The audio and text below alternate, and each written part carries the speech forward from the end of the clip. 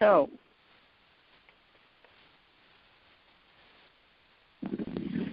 what, as we get into the intent of the call this evening, what brings you all here?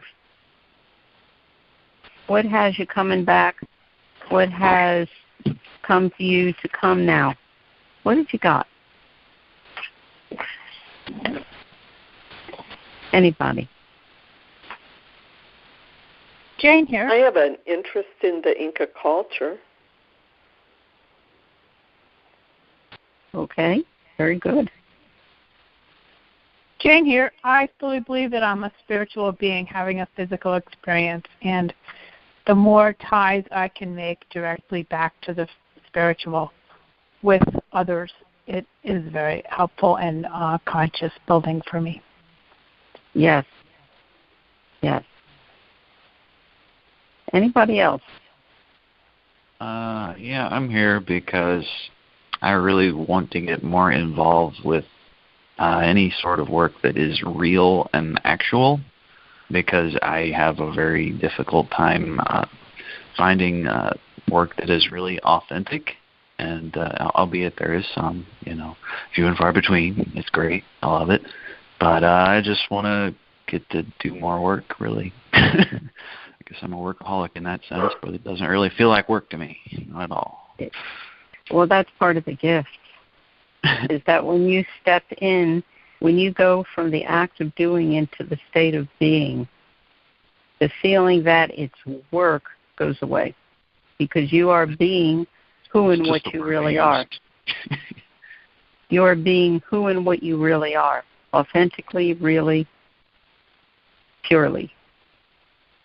And so the feeling of the heaviness of it being work goes away, because now you're conscious and you've come to know that when there's a heaviness, it's the lower self getting in the way, throwing the weight of all its stories built from the past in there. Once you know that, the weight goes away. Very cool. A condor does not fly with weight on its wings. I can tell you that. So, very good. Anybody else? What else brings you here? Linda Salvador. I'm here because of but it's power and togetherness, and I feel that I need to be more accountable and more of serving people. And by us coming together, I feel that we could help change the shift of the atmosphere as to what's going on at this present moment. Yes. Very good. Very, very good.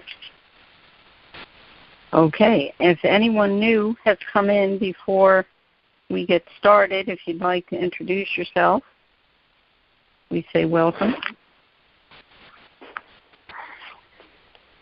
Okay. Then, Joseph, you can go ahead and mute the lines, and we will get on. Okay. But, one more thing before you do mute the calls.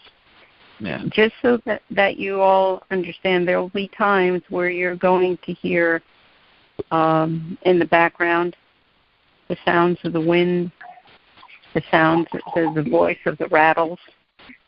And that is me calling in the sacred ones to be with us, the mountains, whatever we're doing as our guides. So when you hear that, you'll understand, you know what that is. And you may already intuitively know, but so that you have that understanding as well. So, okay, Joseph, you go ahead. All right.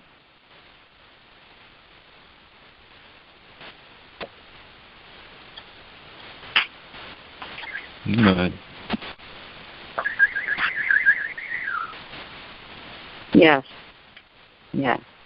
I'm going to ask each and every one of you to center and ground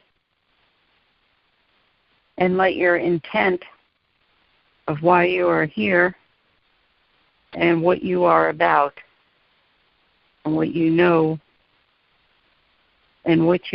be the beacon as we together journey this evening.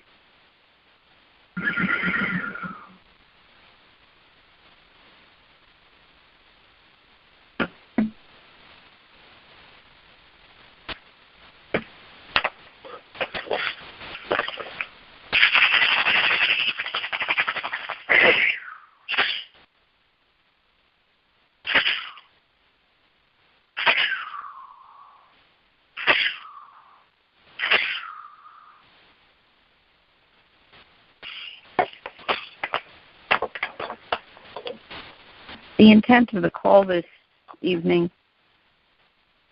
was given to me about the survival instinct that is natural in all life, particularly in the months of winter, because that goes in hand with what we worked with last week, which was hibernation, the feeling to hibernate. But survival is what it keeps us going. So it's essential to discern the difference between running away from true danger or hiding from illusionary danger. How do you know the difference? How do you know that? It can feel as though it's the same thing, but it's not. Illusionary danger comes from the stories, the lower selves, that human who has all its stories, emotion-laden stories that says the right way to do things, the wrong way to do things. Remember that the human was born and it knows it's going to die. So it is terrified that every moment it's going to be that moment.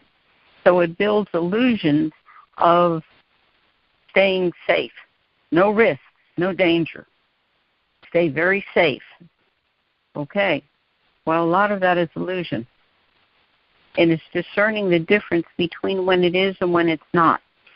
Illusionary danger has a very different feel to it than true danger. True danger simply is known. It is built into the fabric of spirit within you, the force of life, that tells you when it's true danger. There's no weight about it. There's no story about it. It just simply is yes or no. When there's a story around it, there's a weight. There's a chatter. There's a feeling of perhaps even struggle. Feels like you have to build something to stay safe. In actuality, staying safe can mean just realizing that where you are and what you are doing must come from spirit. It must come from that true sense of something that is or something that isn't. Nothing else, nothing more. How often has it been in your life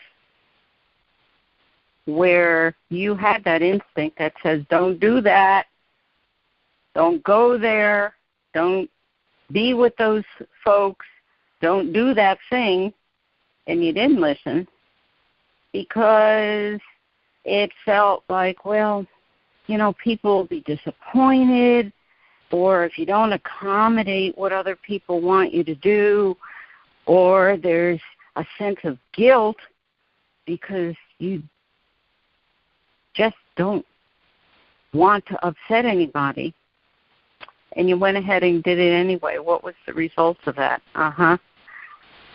A lot of that results worked out to be not real good, where later on you said to yourself, if I only listened to myself, okay. That is discerning the difference of knowing when to stay and when not to stay. When it serves to stay put, when it serves to get away. Listen to your perceptual primal higher self. Listen to your primal self. Some of you may know who your primal self is, others may not. Years ago, when people started talking about the power animal, I realized what they meant by that, but I never liked that term. It never made any sense to me. I understood it to mean to be the core, the essence, the primal sense of who we are, the core of who we are. So I said, well, I feel there can be another way to say that, and that's where primal self came from. Because I knew it wasn't about power, I knew it was about strength. And I knew it didn't have to be an animal. It could be anything. So knowing that, that's how the term primal self came up. Now, some of you may already know who your primal self is. Some of you may not. So we're going to do a little journey this evening. And that journey is for you to see just where it is, how it is that you let your primal self guide you and show you where there is true danger and where there isn't, and how often it is that you let your lower self get in the way of that. How does that help you in your everyday life? By simply discerning the difference of when it's true and when it's not.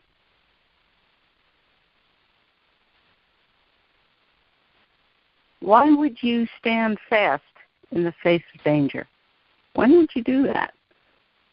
When your lower self is yelling at you, get out of here. When the true need arises, that's when. Not for any personal construct to have any others saying, well, look at what he did or what she did, but rather because you just simply knew it was the thing to do. That's the higher self telling you, stand fast. The other half of that is knowing when it does serve no purpose to stay and stand fast when there's simply no need for it. And that when can we do that? It can be that the very situation that's happening is what a person must come to know. The very thing that has to happen. So if you're going to rush in to face that person's danger, what that person will come to know is that you can handle it, but that person may not know that he or she can. Folks, I often say the most difficult thing that we're ever asked to do is nothing. And that can be standing fast in the face of danger. We see the danger. We know the danger. Our instincts are saying, stay put. So that means that we have to just stand and not do anything. And that can fly in the face of everything that we've been taught. But sometimes that's the only way a person will come to know that he or she can do a thing. I know that's hard, but it is also the greatest gift that you can give a person, because you're saying to that person, trust yourself, believe in yourself, know yourself. I see you, and I know that these things are all within you. It's more important that you see them too, and that means that you step in and handle that.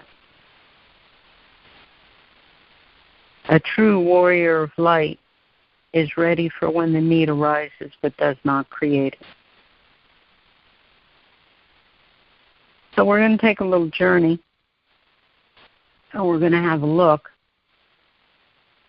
So first of all, for you to see your primal self, How often is it that your primal self is the one that takes precedence over your lower self stories and all of its kvetching, as they say? How often is it that you let your primal self guide you rather than the human guiding the primal self? How often is it that you see through the eyes of the primal one, and in that way you know when to step in and when not to step in? When you know through the eyes of the primal self, sniffing, sensing, through that of the primal self, all those senses. Very often it is by stepping away from danger, it takes whatever could have happened and dissipates it. So the danger is no longer even present because you have stepped out, because you're consciously seeing this. And remember that too, folks, that when you are conscious, you see. You consciously affect the environment you're in. By consciously affecting the environment you're in, you are mindful of all that you are and do, and not let any of the personal constructs of the lower self to get in the way.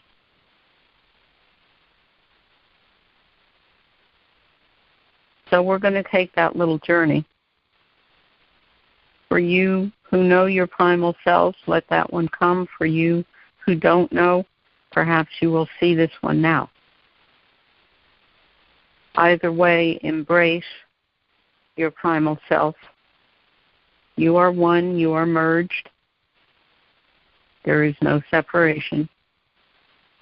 And we're going to take that journey to see just how often it is that the primal self is the one who guides you, not the lower self. And if that should come up that you see where the lower human self has gotten in the way, see.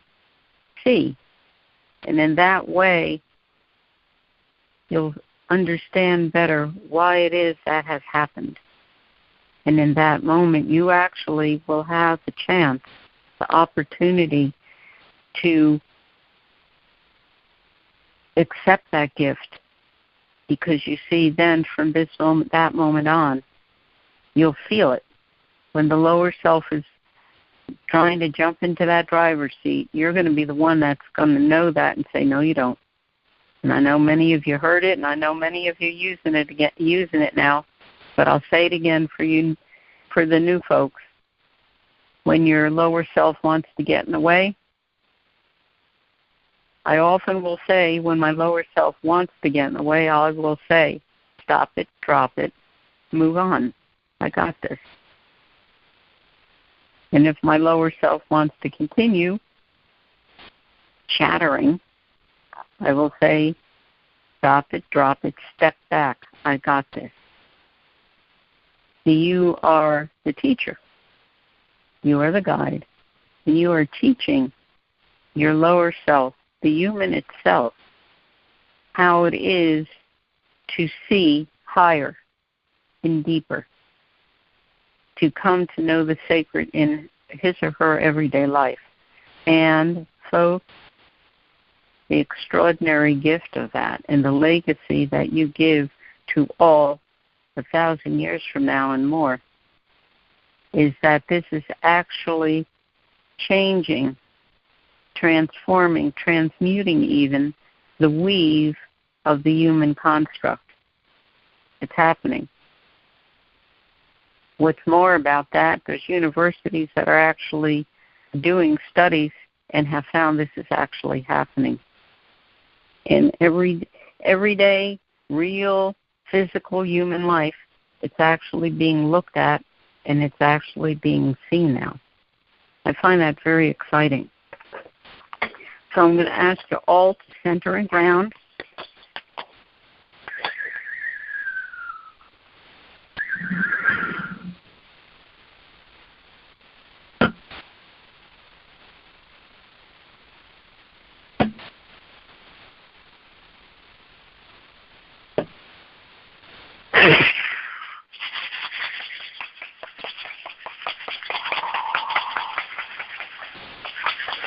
psyche, Hakun will te oira kota.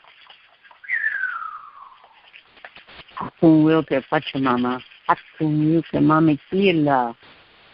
Hakun will te Punchai. Hakun will te Conchai. Hakun will te Munai. Hakun will te Samai. Hakun will te Akukunya.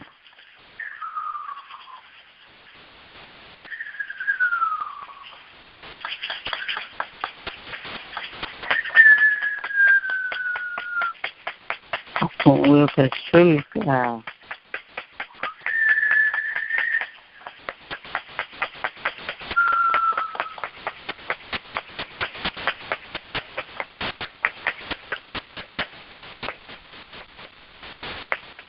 As we enter a clearing,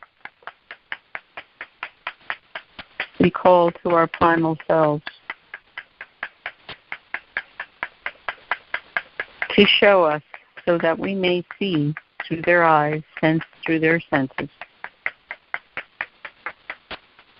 where it is that the survival instinct in all life within us is clear. Is healthy. That helps one to live fully and freely without fear. And we also ask our primal self to show us where it is that the lower self, human, creates illusions of safety when there is no need. To show us these things.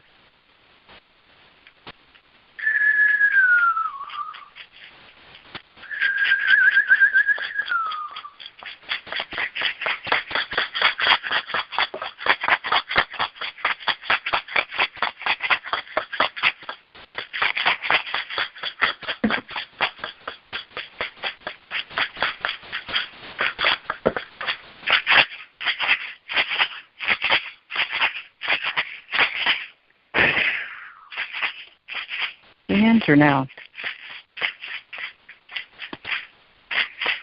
into a jungle.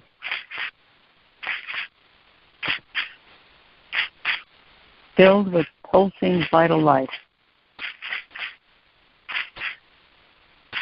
We hear the call of the macaws, the chatter of the monkeys,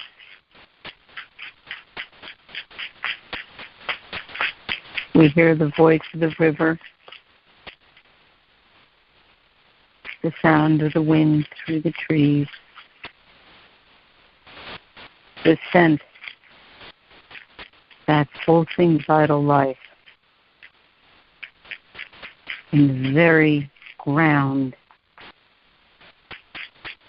the very air, as we walk through the jungle. Seeing, sensing through the eyes and the senses of our primal self. What does your primal self show you? Where your survival instinct is true and real, pure and simple. Where is it good, strong, simple? And where is it not? Where is it that the lower self, human, throws its illusions of safety, sourcing through of all its emotion-laden stories of the past, points of reference, telling you to look at memories of what happened in the past. It does this because it forgets, it does not know that the memory is a ghost, is empty. It holds nothing. and that all that has happened simply for you to gain the knowledge of why it happened in the first place. The core, not the story. The core. Because you see, in that way, no illusions can be cast, because there is nothing to cast them from. What do you see? These illusions. And even as you see them through your eyes to the primal self and sense them through the senses of the primal self, even in that moment, it is your choice to let them fade, those illusions, into the past, letting them now transform into the pure energy that they are, the original pure energy of life. No illusions.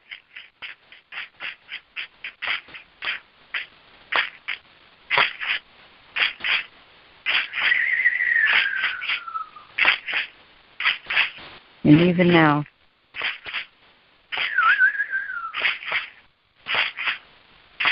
we see that a lake is before us. What is there? What is that showing you, that lake? The life that is on it, in it, around it, surrounding it. Where is it that you can and do stand fast in the face of true danger and know that you will prevail, for there is no fear.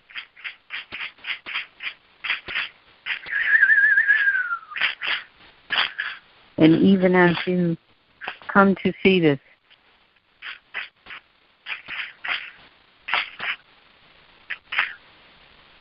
showing your lower self human, that there is no fear. There was nothing there for your lower self to ever fear. So that he or she becomes calm, at peace, perhaps weight falls away.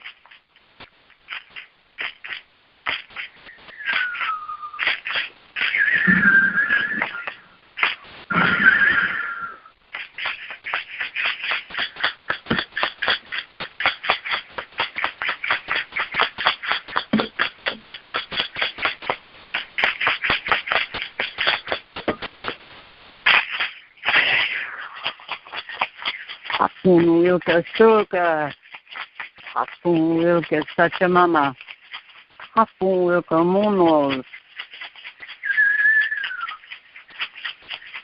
hapagayos, hapun wilka otsarango, hapun wilka suka.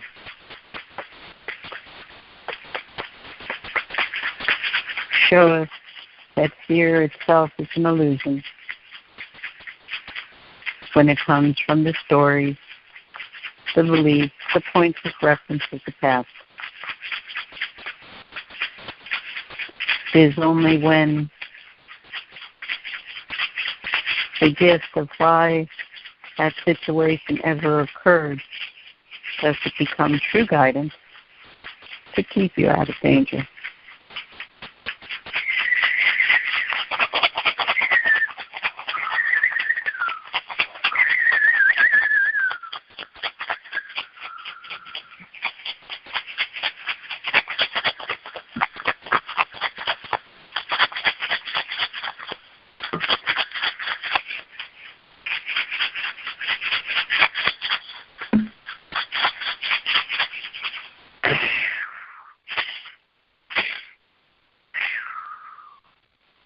Gently now come to shore.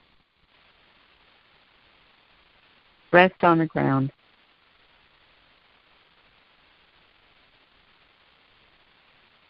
eating the clean foods of the jungle, drinking of the clear, clean waters of the jungle,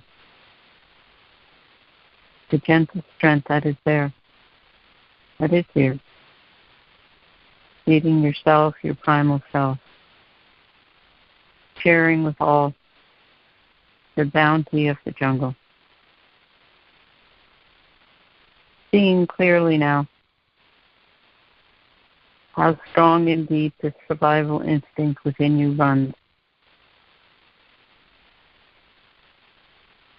When it has been brought to the heights, to the depth, well out of any emotion-laden stories, belief, point of reference of the past. Thank all who dwell in this place, in these jungles, the sacred ones of light, the sacred mountains. Thank them all. And gently now.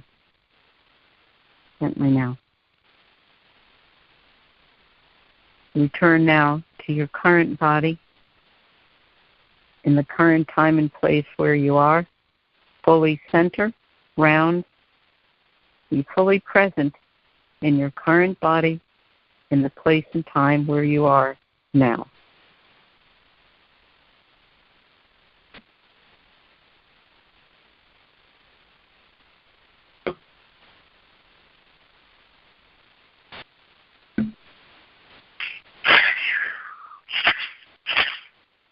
Tulpaki, hapun wilke wirakocha, hapun wilke mamikila, hapun wilke inti taika, hapun wilke pachamama, hapun wilke apupunya, hapun wilke suka,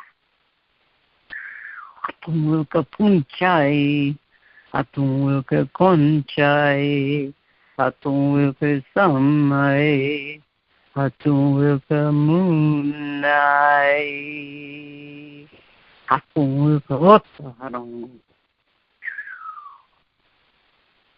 We thank you, all of you who are the sacred ones of light.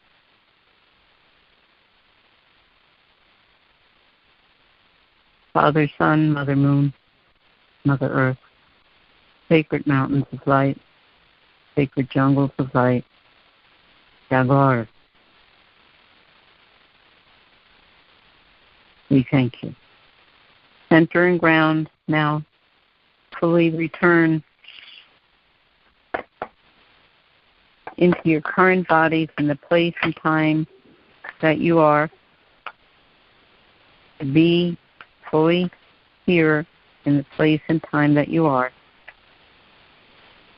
And Joseph, you can open the phone.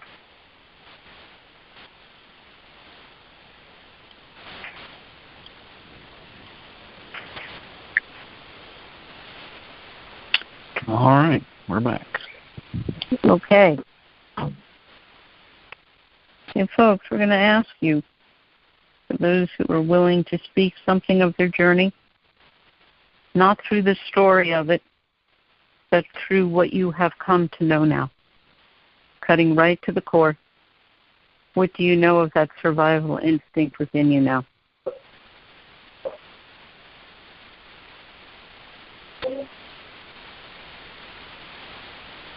Anyone?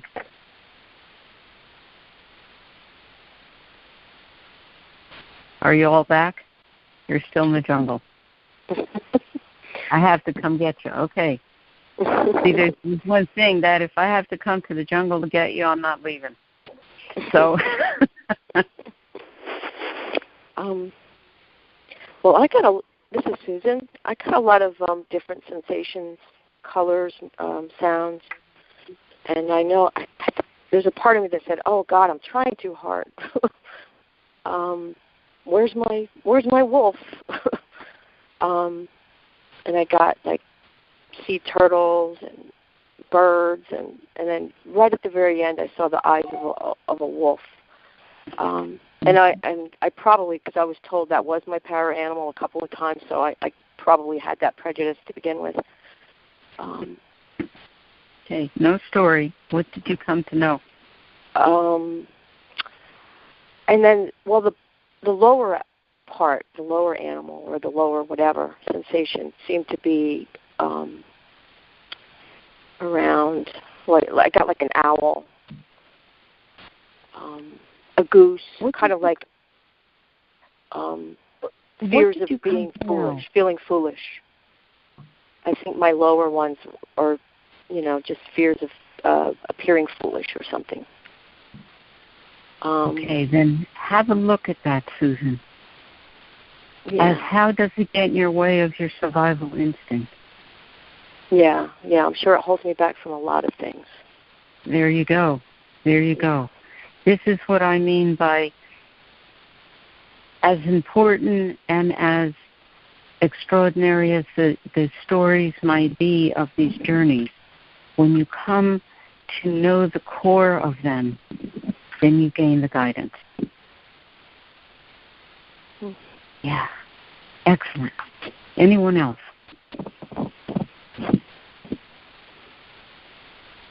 It's Cindy, and I think just about everything I'm afraid of is illusion.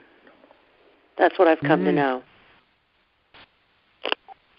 Excellent that you see that now.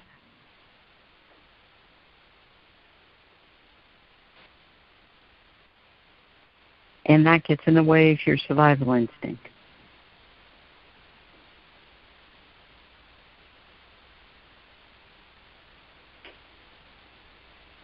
Anyone else? This is Sandra. I can always count on my inner knowing, and if I need to, I can call on Viracocha to help me. Yes. And Viracocha will help me. Ari? Yes. Yes. For those of you who do not know who Viracocha is, this is the supreme being of light, the supreme light itself. And yes. Viracocha, the God Maker. Yes. Ari, very good. Excellent. Anyone else?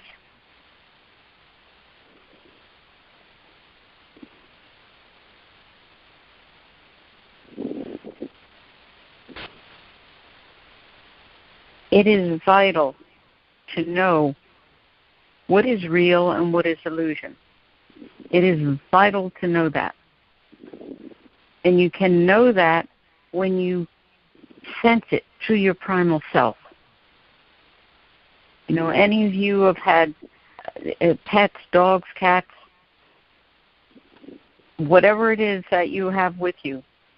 I know horses can be that too, because I know we've got someone here who is very much with horses.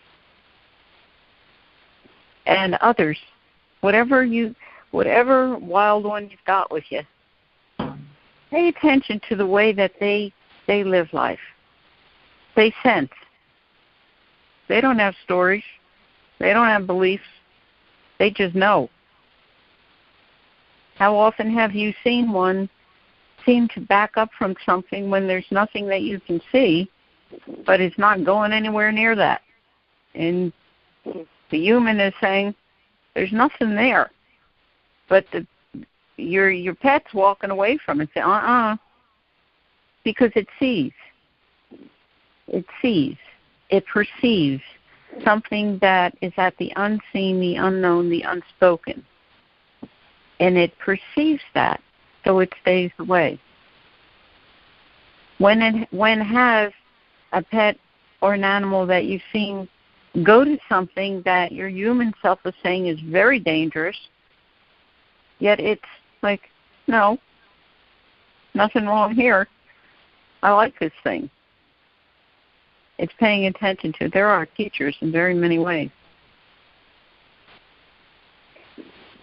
Some of you may know this and others don't, but I lived in the Amazon jungle in Peru for some time. The survival instinct. When you're in the jungle, that must be fully vital and present, because the jungle is immediate life, immediate death, immediate life. So there's no thinking about it. How often has thought gotten in your way? And later on you said, I felt that. I knew I shouldn't have done that, or I knew I should have done that. And yet you let your thoughts get in the way. When I lived in the jungle, the day I left, I cried like a baby. I always grin about it because these big guys, the guides, they're there and, they're carrying the machetes. They're big jungle guys, and they didn't know how to handle a woman crying. Don't cry. We don't know how to handle that. We can handle snakes. We can handle caimans. We can handle tarantulas and everything else, but we can't handle one crying woman. So please don't do that. And really threaten their survival instinct there, I'll tell you. So I have to say that it was one of the most extraordinary experiences I have ever had, to have that gift of living in the jungle. It awakens aspects of yourself that had been long buried and forgotten. So when we take people into the jungle, that's what happens.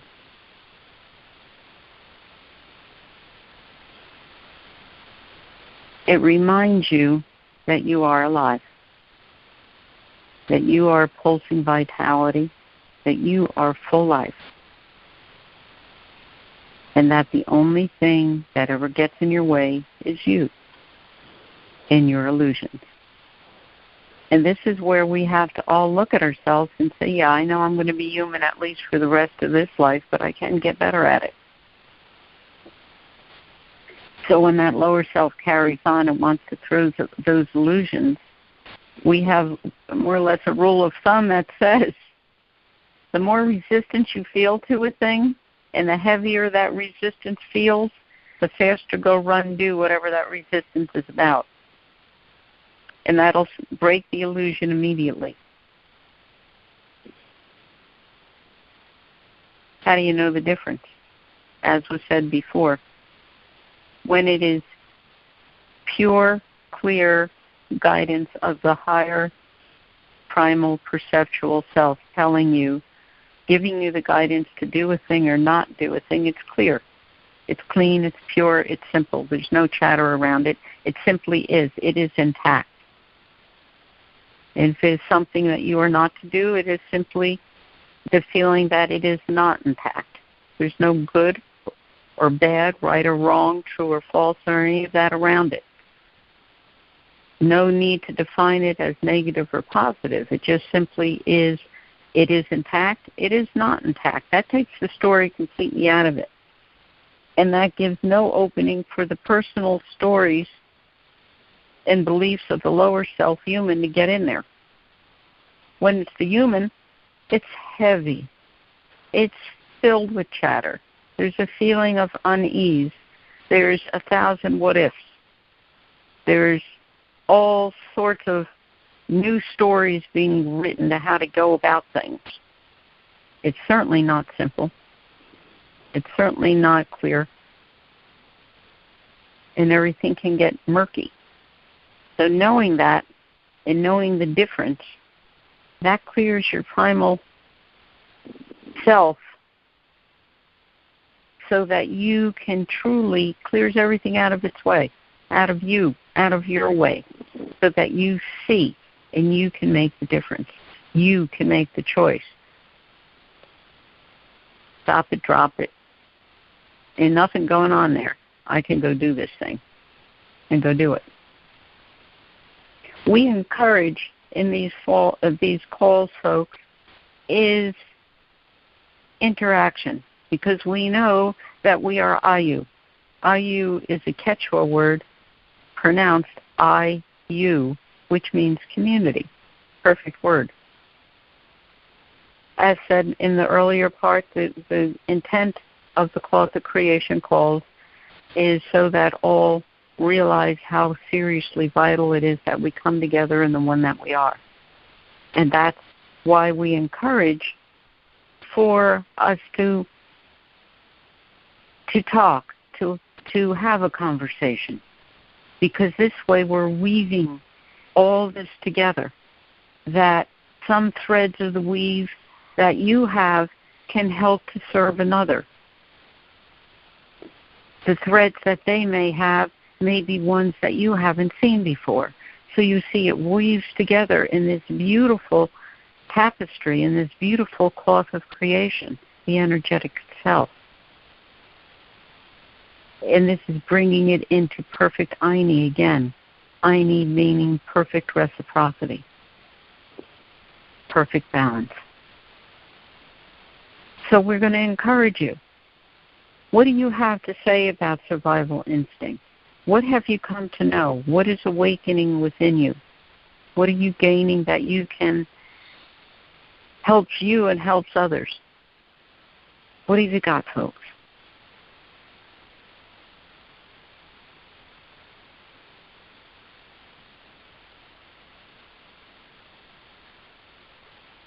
Anybody?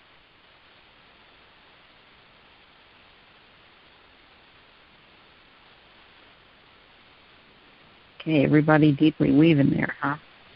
Okay. Okay. Well, I had some times. This is Jane. Can you hear me? Yes, we can. I had some times in the past, like 4 months or so, where I was supposed to do what others thought I should do for work, and I couldn't do it. And I just realized that I really got to the point where it was like,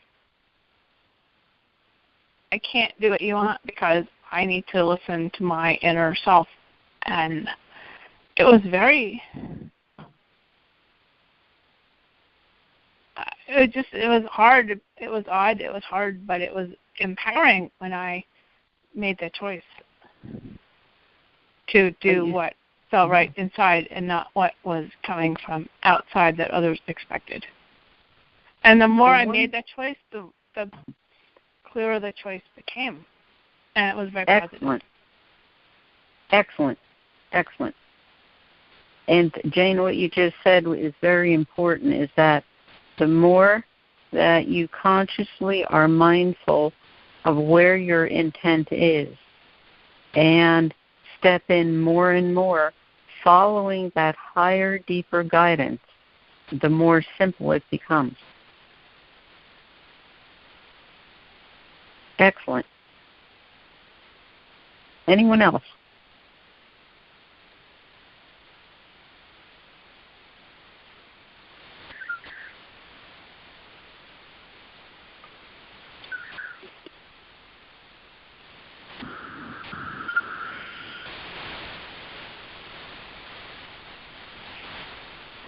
Let us journey again. From time to time in the cloth of creation, we journey to see the canopy of light that surrounds this Pachamama. We travel and see the K-Pacha, the energetic grid that runs through the K-Pacha, the Pachamama. This is the energetic river, if you will.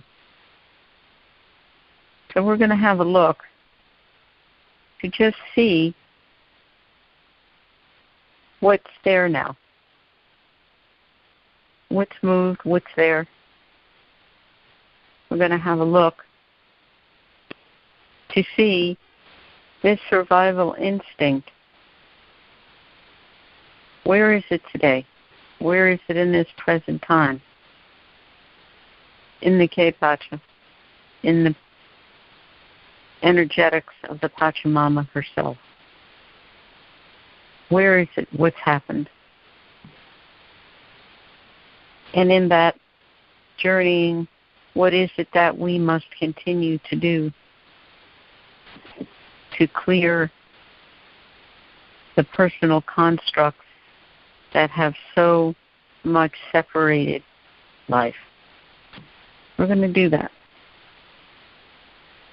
So I'm going to ask you to mute the calls again, Joseph, please. All right.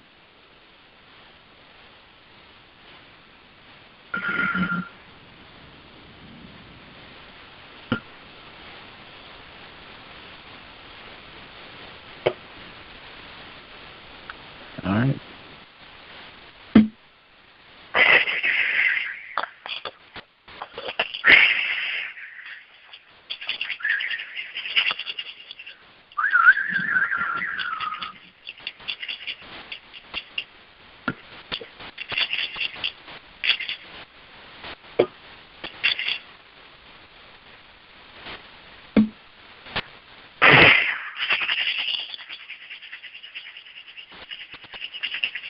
Center, ground,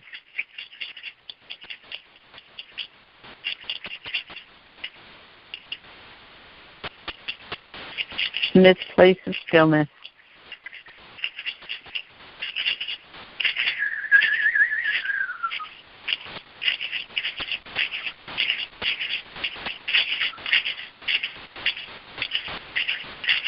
Letting the tensions that you may have been carrying fall away.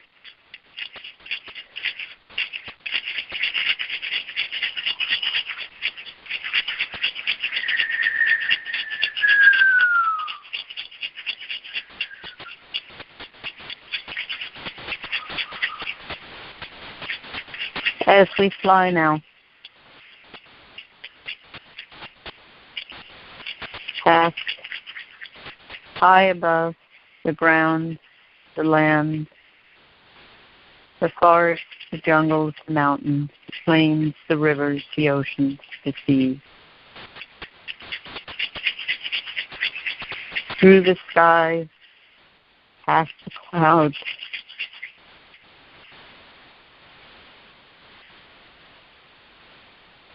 as Star Condor comes,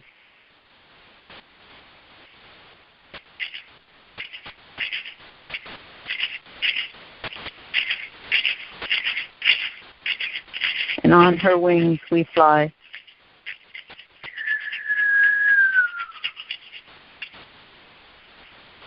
Seeing this Pachamama,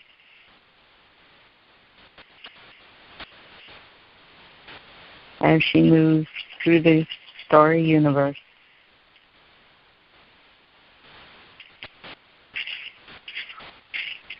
We perceive the canopy of light surrounding her.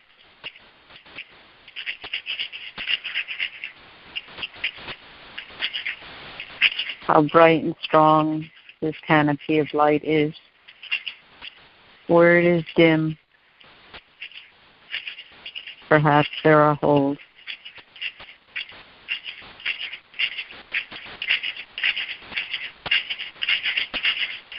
How bright and strong, knowing that the good work of all help to strengthen this canopy of light and fill in those holes. But we know it is not enough. We know that it must go beyond just the lower physical plane, and that it must weave with the higher sacred.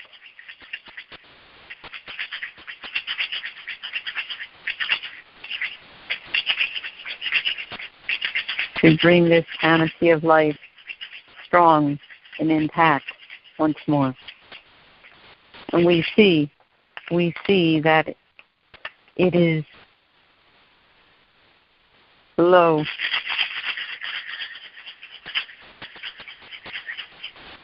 As it weaves to the Kepata, its tendrils, its ribbons, its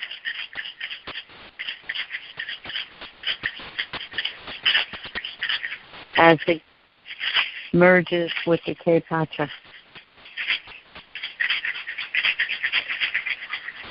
bringing that strength,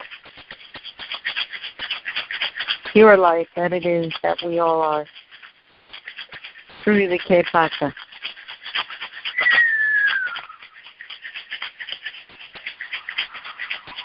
What do we see there? Where is the survival strength, the survival instinct, strong and true, pure, not just simply self-serving about any one people or place or nation? Where has it become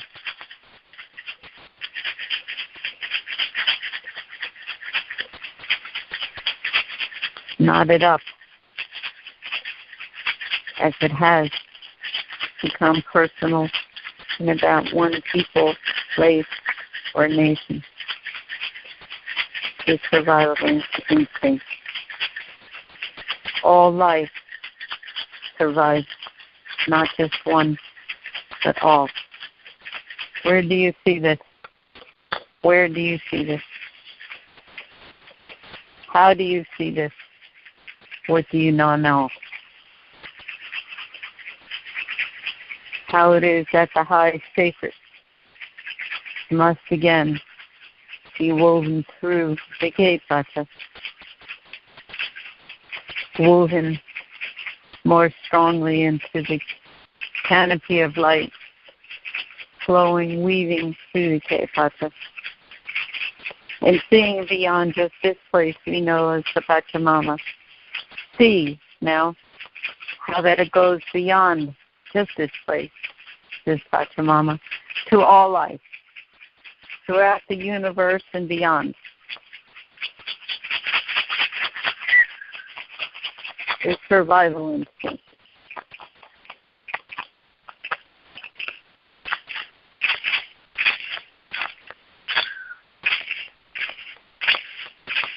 We are one. Our intent is one. One of light, of peace, higher sacred peace.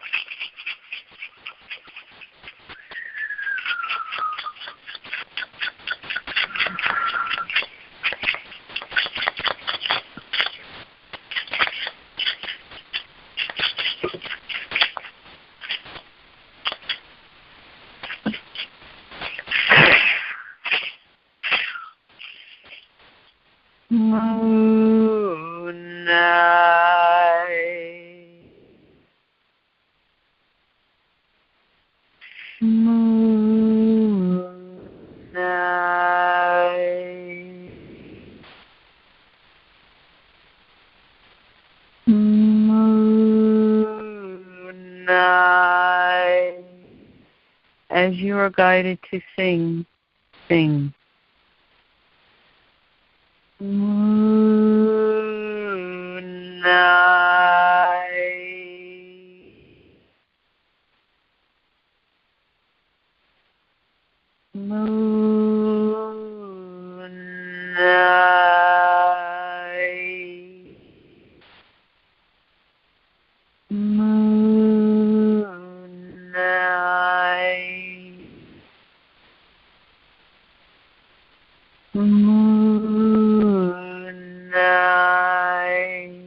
Open the phones, Joseph.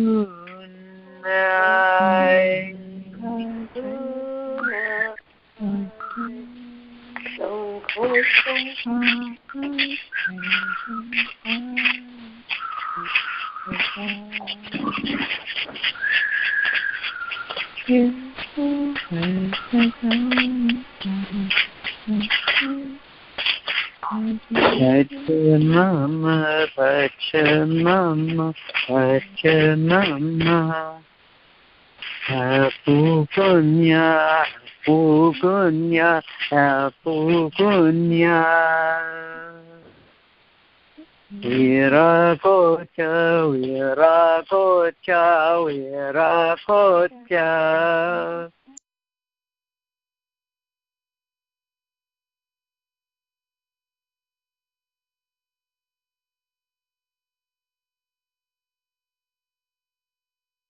Inti taita,